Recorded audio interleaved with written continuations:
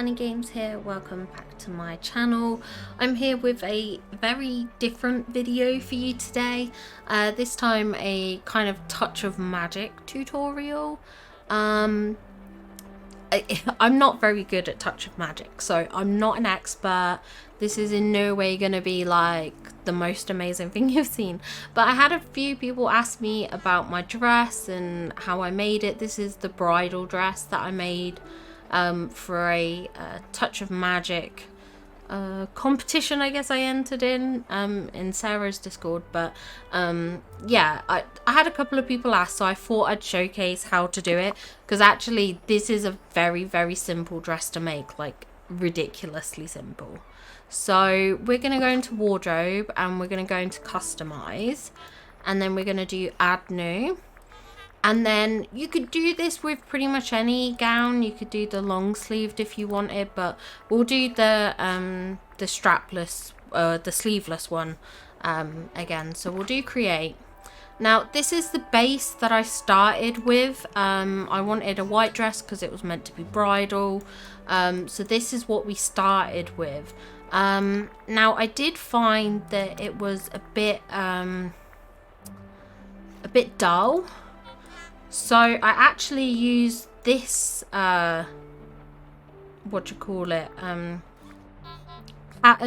graphic, motif, that's what they're called, motif.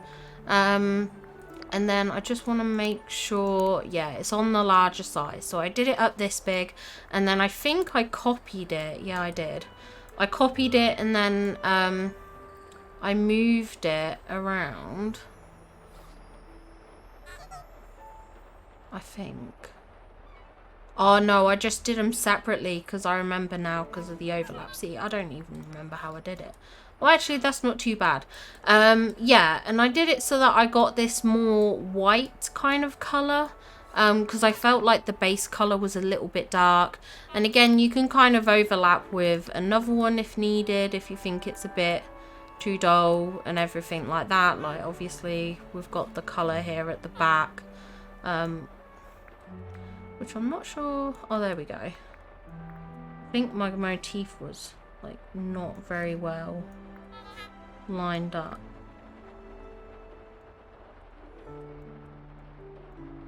For some reason I have a lot of space here at the back. I don't know why it's like this. There we go. I think that's okay. Okay, I mean, it's not great, but there we go. But yeah, I just thought it lightened it up a bit because this color was like really dull. So literally there's like not a lot you have to do in this. And then I used a motif that we got from the last star path. I'm just trying to find it.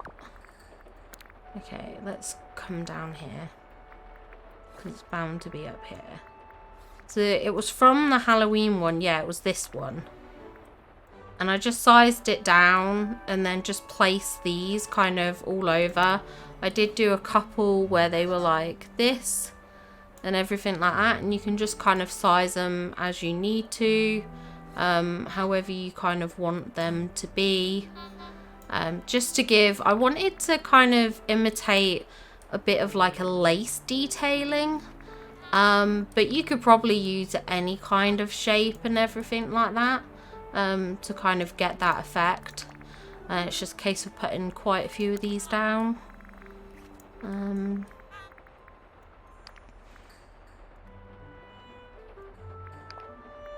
me do that just so we got some over here. And then some more at the bottom just to fill in that gap.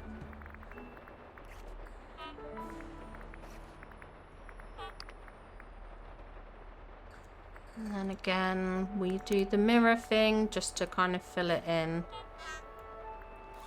And you can kind of twist these if you want. And everything like that, just to kind of make it so it's not so uniform.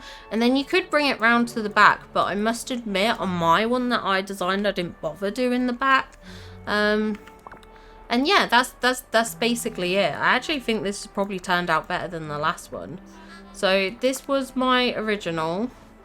So you can actually see some of the overlap lines there and everything. But I just wanted to give it a bit of a brighter colour. And then I think I actually put a different design here. Yeah, I added some detail in there. And then this is the new one. But actually I can show you how I added that little bit of detail in at the bust. It was actually in flourishes. I used this motif and then just placed it here. And then just kind of shaped it round. I think I actually downsized it. Yeah, I did. Definitely downsized it. And then you can adjust it slightly. And then flip it. And yeah, you can just do little detailing like that and everything. So, I mean, there's nothing special. Like I said, I'm not a touch of magic genius or anything like that. But yeah, that's one of the dresses I created. I'll go through some of the other things I've done. They're all really, really basic.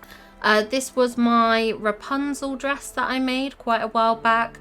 So I just used this motif, repeated it as a pattern, and then overlaid with some other shapes just to try and get like a ribbon effect around here. Obviously you can see the little gaps where it's not perfect, so I'm no touch of magic expert.